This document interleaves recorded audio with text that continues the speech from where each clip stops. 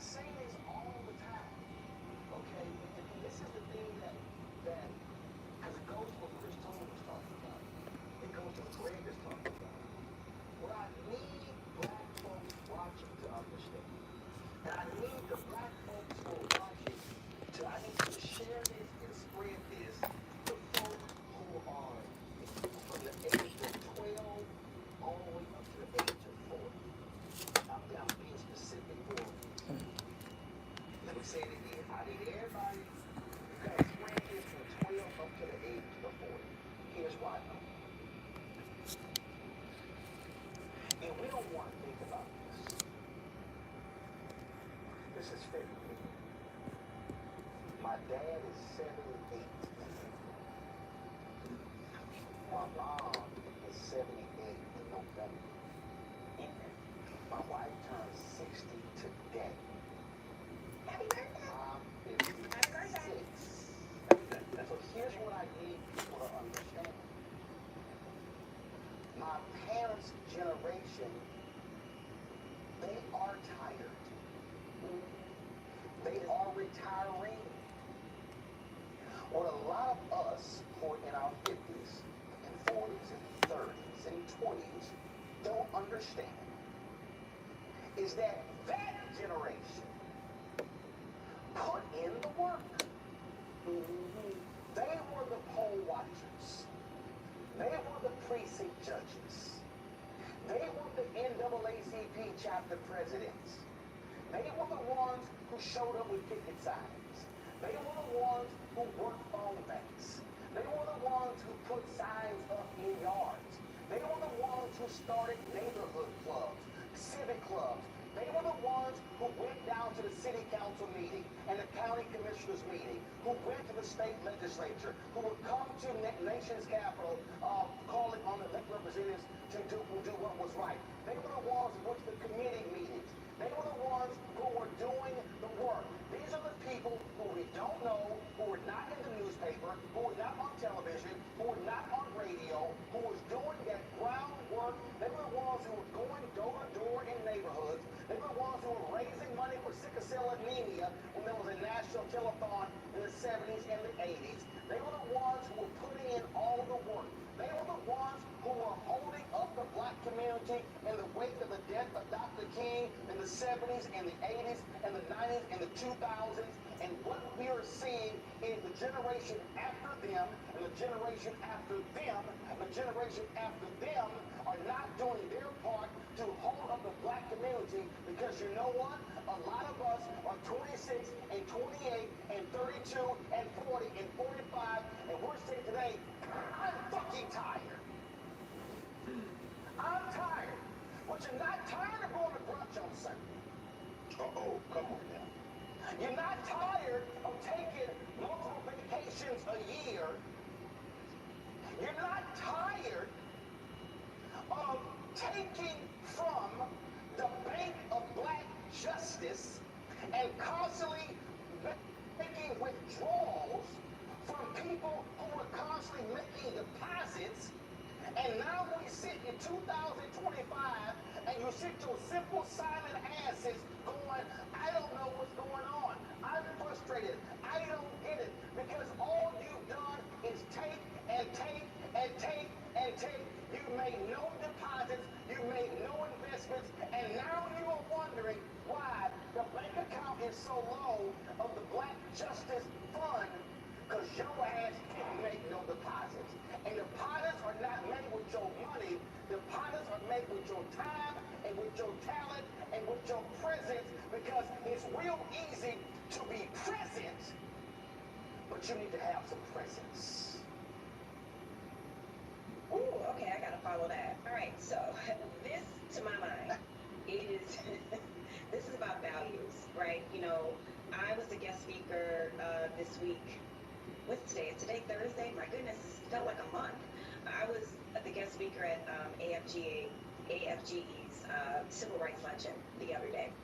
And I told this story about how my mother and father met at LSU on the satellite campus in New Orleans. And one of the things that drew my mama to my daddy was the fact that he had this Black Panther mystique. Like, he would wear all black, You know, he had come back from Vietnam and he just had this swag, right?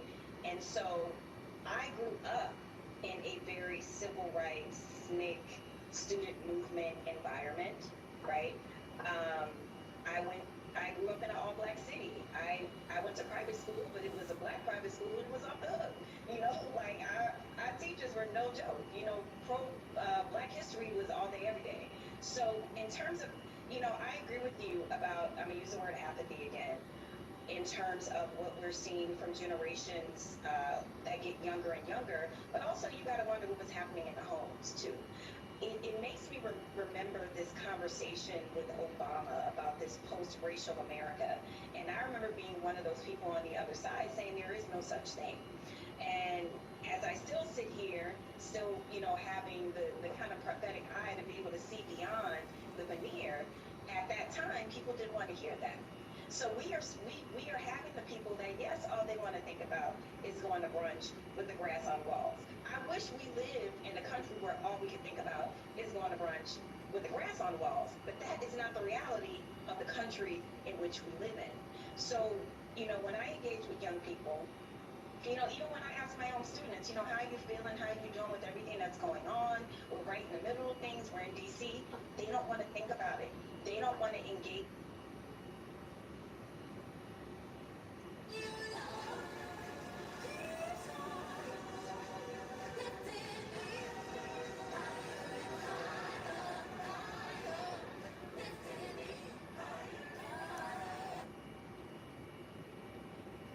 In the messy politics, they just kind of want to do their work, put their head down, and hope that things will work out, right?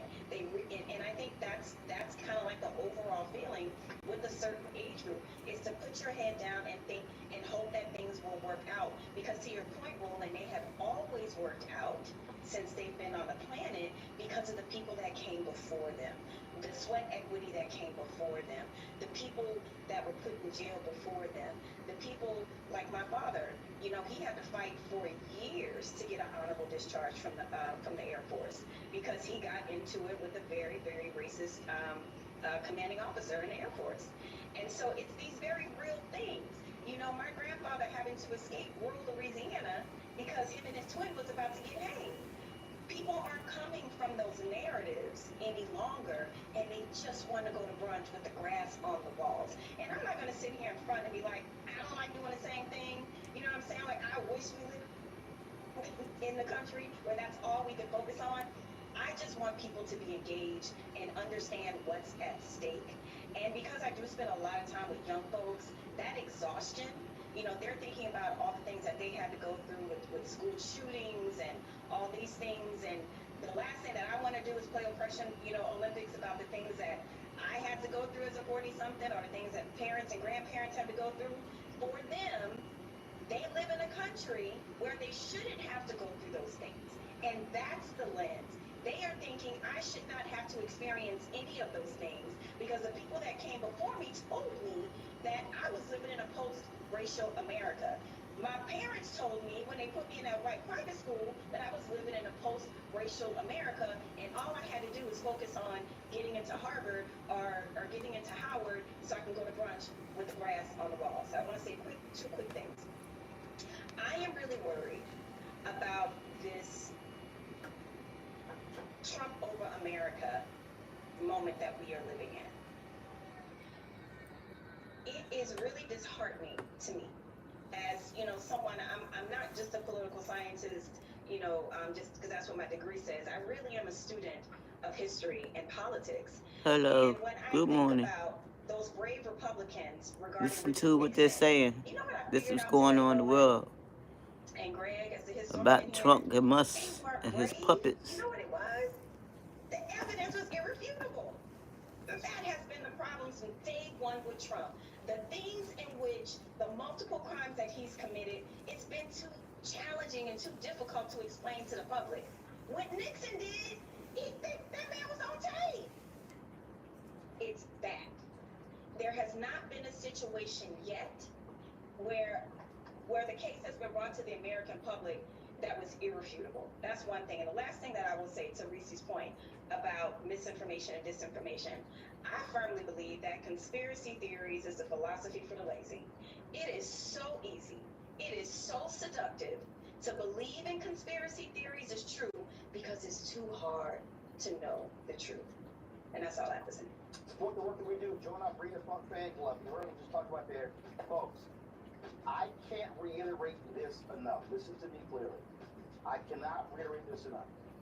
When you've got technology companies running scared, when you've got legacy media not doing their job, when you've got black-owned media that is disintegrated, now is more than ever for us to have independent media that cares about the truth, that is willing to say what needs to be said. So when you support Roland Martin Unfiltered, this show, when you support the Black Star Network, you're not just supporting me, you're supporting the other shows.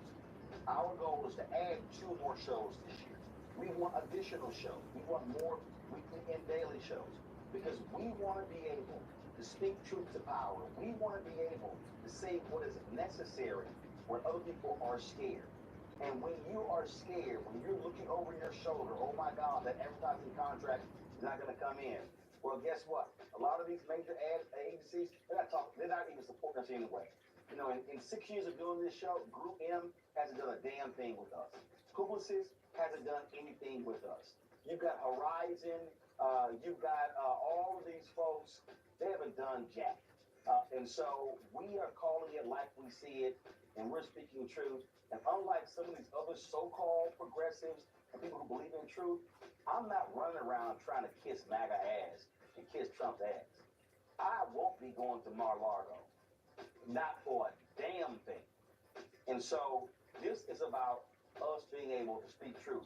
So when you support this show and this network with your resources, it is exactly what is happening because we are trying to build something that is bigger and broader and actually it has the courage to say what needs to be said even when it makes other folks uncomfortable.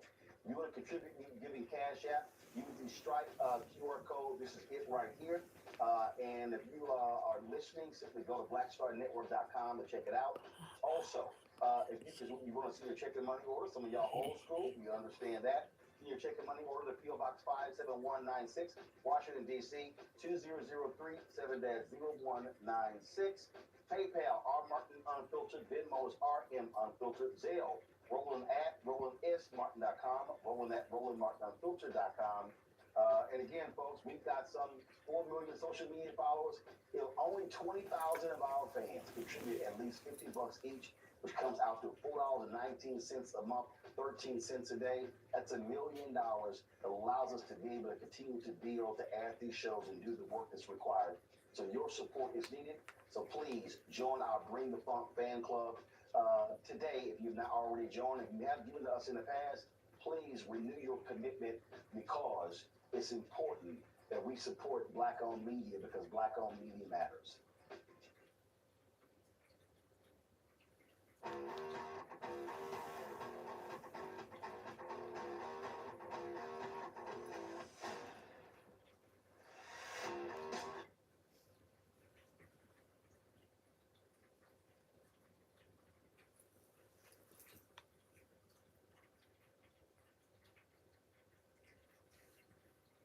Racism, but it's amazing how they ignore a lot of other stuff that happens. But go ahead, let's start it right now. Yesterday I went back and I looked at 400 years of life in America for the African American who was brought over here as slaves. I sort of knew all that, but I didn't have any concept of the length of the bigotry, the prejudice, Get ready to stop. the inhumane way Americans treated fellow human beings made in the image of God. Because if you know your history, slaves first came over here in 1619, and I do not buy the 1619 phony history. That's not what I'm saying. But they came. Stop right there. Stop right there. Stop right there. First of all, Ed Young, y'all, was 86 years old. Uh-huh. He was born in Mississippi. He pastored in South Carolina. How in the hell are you unaware of the treatment of African Americans in the United States? You were born and raised in Mississippi. Really? Now, y'all notice right there how he mentioned the first slaves coming in 1619, and then I don't mean that phony 1619 history project. Notice how he slid that in. Okay. See, this is what they do. See, their anger is at Nicole Hannah-Jones and all the other folks who participated in that, because what folk like Ed Young don't like is the rest of the story.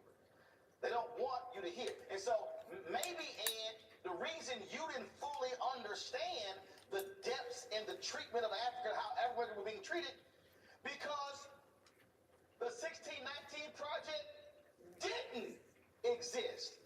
Maybe because you presented a whitewashed version of American history. So as opposed to trying to throw shade at it, maybe you should spend some time reading that. Press button.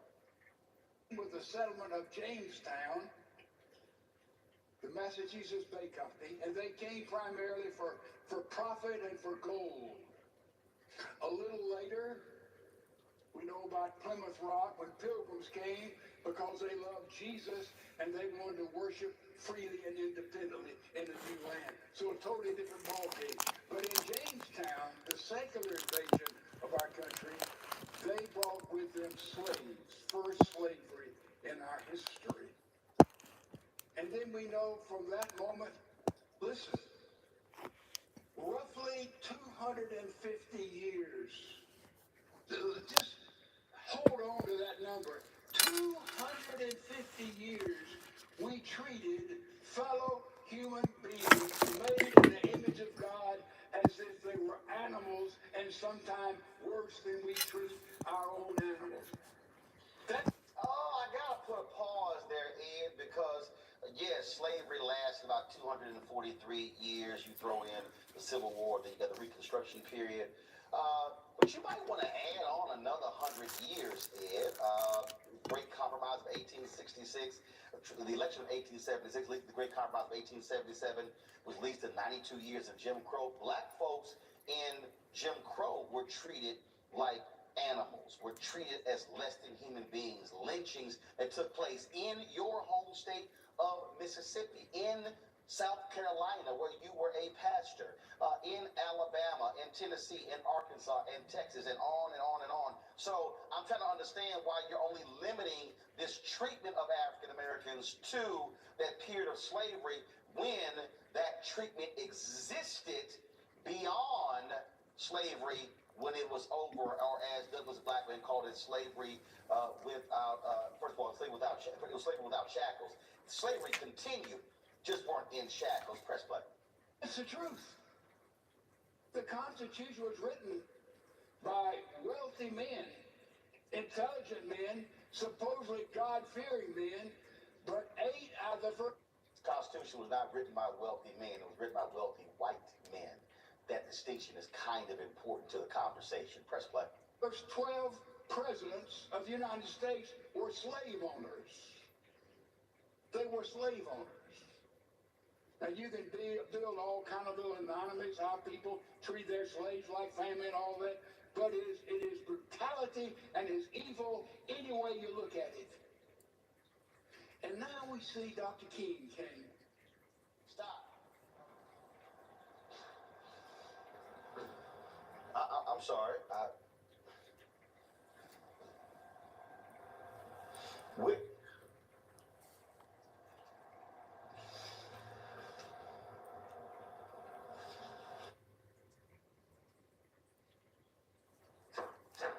My first symptom of my hay fever was on an airplane. So I got really scared and nervous. I asked the flight attendant.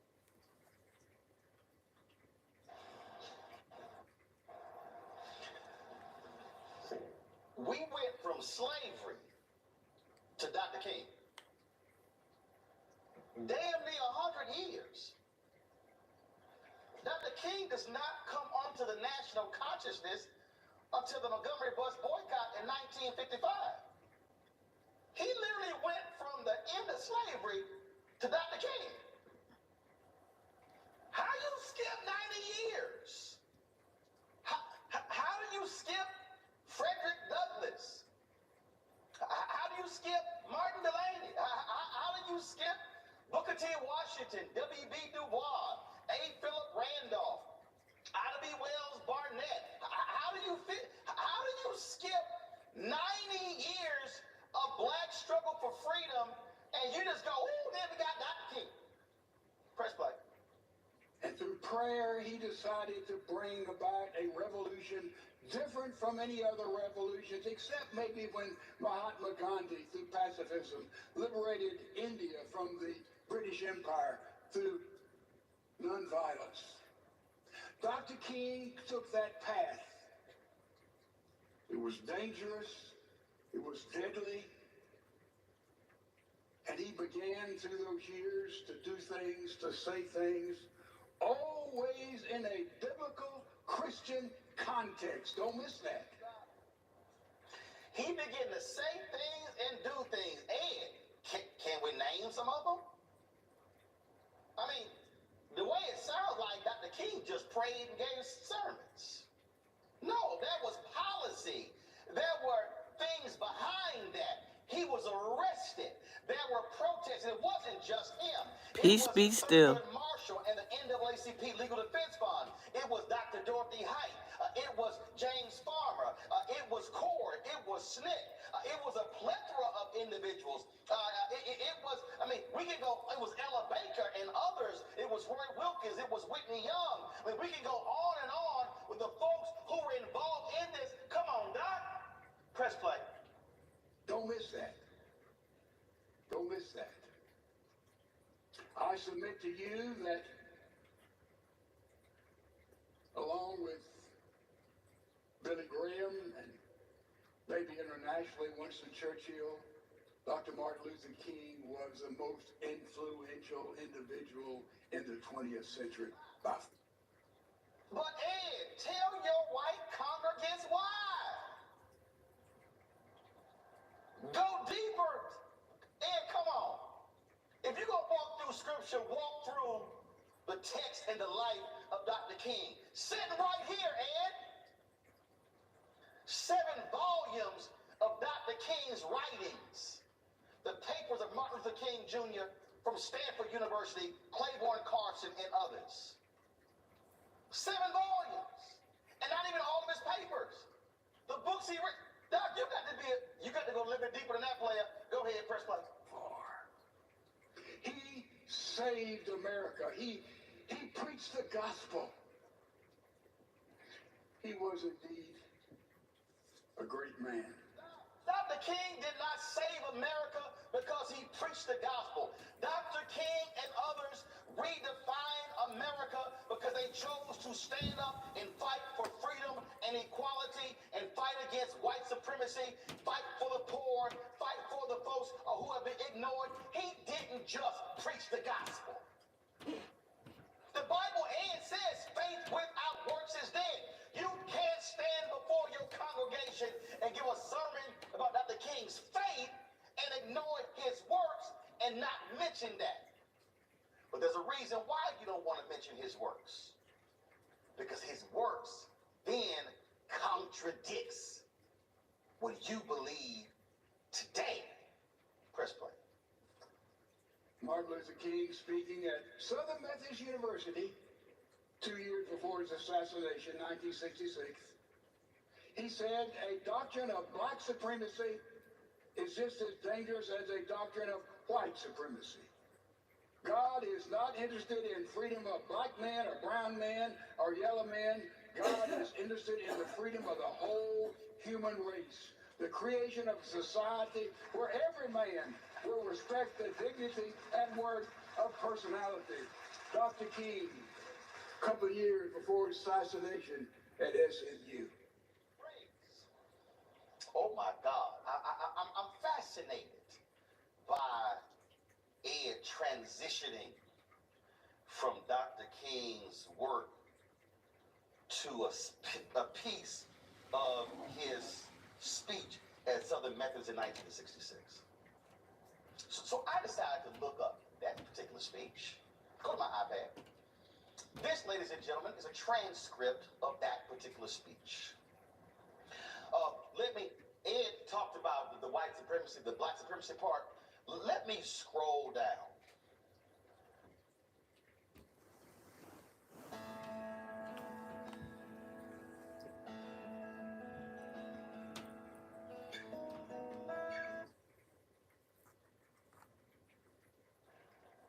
Let me keep going. Let me keep going. Let me keep going. Let me keep going. Let me keep going. Let me keep going. Let me keep going. Let me keep going. Let me keep going. Let me keep going. Let me keep going. Let me keep going.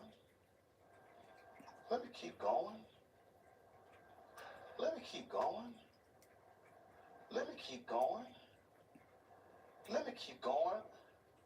Oh, then I have arrived right there at the top of the screen, the one paragraph that Ed Young was speaking about.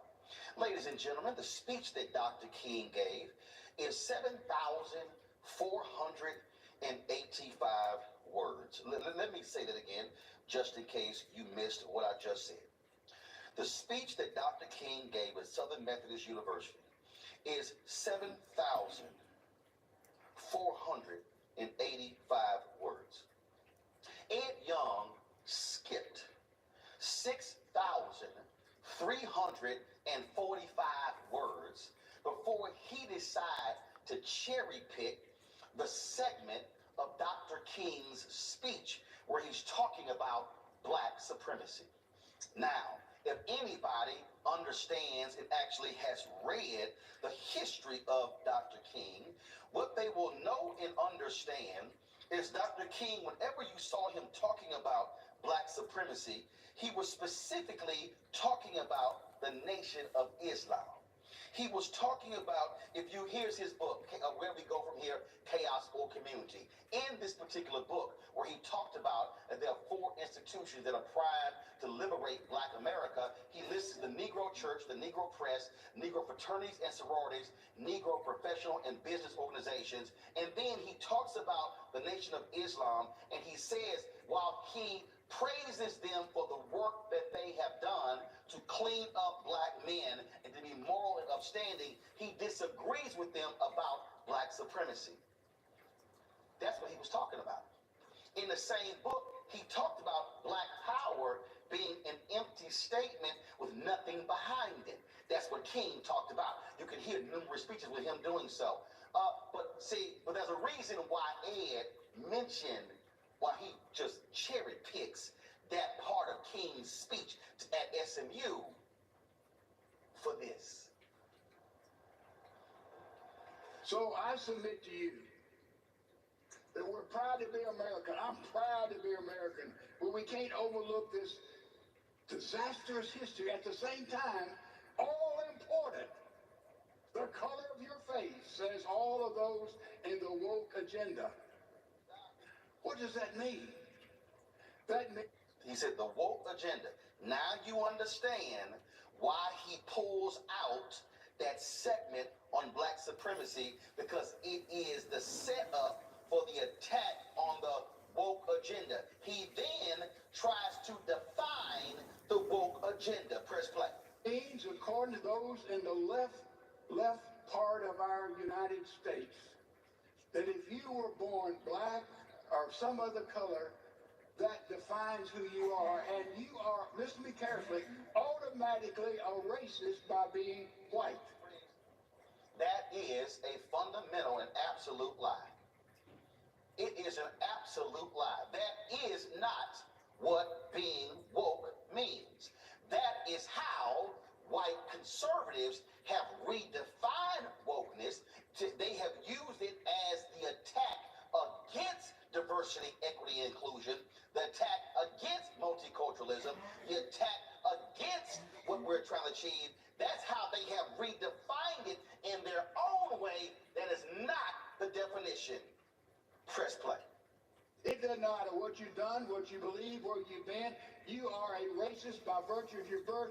And more than that, and this is hard to believe, there's not a thing in the world you can ever do to repent and to convince anybody anywhere because you're white that you're not a racist. We all know that's a flat out lie. We've had James I Elliott on rebuke this the show. devil. We've had Tim Wise on this show. We've had others on this show. We know that there are white brothers and sisters who are involved in the fight for equality. That is simply not true. We know for a fact James Reed was beaten to death. A pastor from Boston was beaten there in Selma, standing up for voting rights. We know white woman Viola Liuzzo from Michigan had her head blown off coming back from Montgomery back to Selma. We know, again, that other white folks who were killed during the civil rights movement, and we know folk today who are involved in protests, who are on the front lines, who are not black. Sorry, Ed, you simply are wrong, and that's a flat-out lie. But when you have your own definition of wokeness, now we understand why you were utterly confused. Hit play. There's no redemption. You can be anti-racist, but you'll never reach the goal until you're still categorized like that. A leader of Black Lives Matter said, a matter of public record, anyone who waves an American flag by definition, whoever you are, you're a racist. Now, it's amazing how you could go to find Dr. King's speech and go down 6,000 plus words and pluck out a paragraph, but you can't name who this so-called Black Lives Matter leader is. Do you have a name, Ed? Are they actually a Black Lives Matter leader? Who? Are they a local person? Are they a national leader? Who really is the person you're quoting, Ed, so we can have the context? Oh, you just say a Black Lives Matter leader, it's a matter of public record. Nice try. We ain't falling for the banana in the tailpipe. Press play. Everything is tragically defined by racism. How different that is from Dr. Martin Luther King's understanding of the racial challenges we had in America then, and we progressed a great deal, but we still have some ways to go, but how far that we have come. You see, he would tell us, as we know, the color of your face doesn't determine your character and who you are, and really you'll discover doesn't say much about you and me. Did you know that all of our physical assets, ears, nose, mouth, body, make up 0.012 of who we are? Is that any big deal about you or about me? That color is all important of your skin? Did he just... So, Dr. King didn't understand color? Dr. King didn't have an appreciation of blackness? Really, Ed? I recall Dr. King talking about black is beautiful.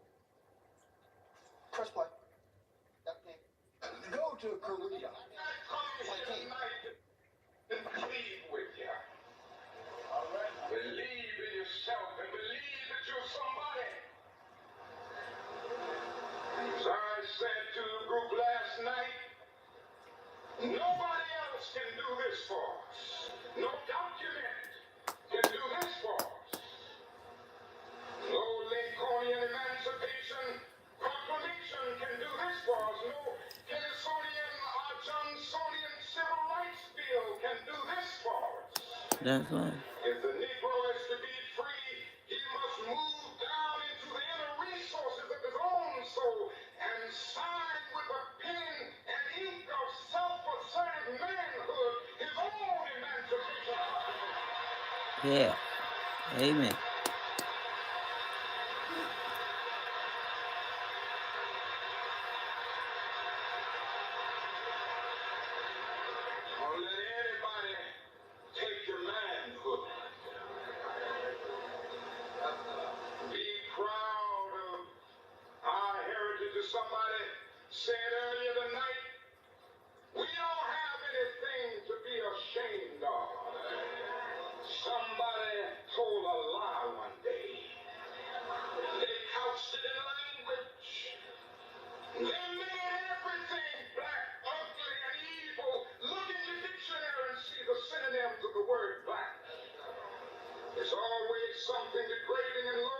just look at the word white. It's always something pure. Please.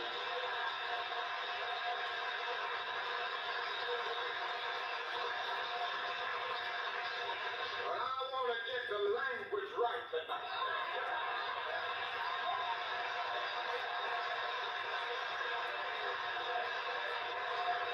I want to get the language so right that everybody here will cry out, yes, I'm black, I'm proud of it, I'm black and beautiful. Yes, we are. What MLK says right there absolutely contradicts Ed Young. But I need you to understand what Young is doing. Young wants to present this sanitized, this civil rights mascot view of King. He wants to strip Dr. King of his radicalness. He wants to take it away, and he wants to be somehow given credit for addressing the issue of race when, no, what you're doing is you are actually ignoring what King's life was actually all about, the issues he actually confronted and dealt with. If y'all watch the rest of this sermon, what you will hear Ed Young continuing and going on, talking about different aspects, talking about how God created one race. Absolutely. Oh, he'll mention how race is a construct, and he'll talk about that in a certain way. There's a certain point in his sermon where he talks about how the white supremacists are almost out of business, mentioning the KKK. Really?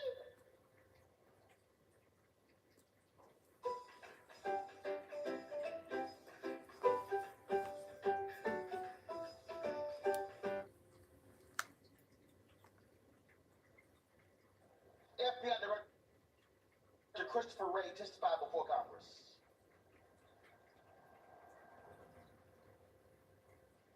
Play it.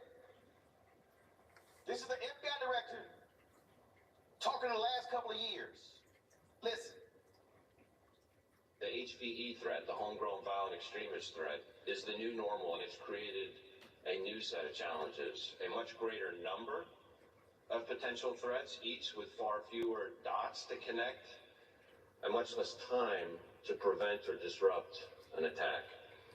These folks are largely radicalized online by the global jihadist movement. We're also keeping our eye on domestic terrorism from people who've come up with their own customized belief systems and hope to advance them through violence. We have, through the third quarter of this fiscal year, had about, give or take, 100 arrests in the international terrorism side, which includes the homegrown violent extremism. This year. But we've also had just about the same number, again, don't quote me to the exact digit, on the domestic terrorism side. And I will say that a majority of the domestic terrorism. Good night and peace be still. Y'all be safe out there. Okay? Are motivated by some version Happy of Valentine's what you Day. might call white supremacist violence, but it includes other things. Happy, be safe. Now,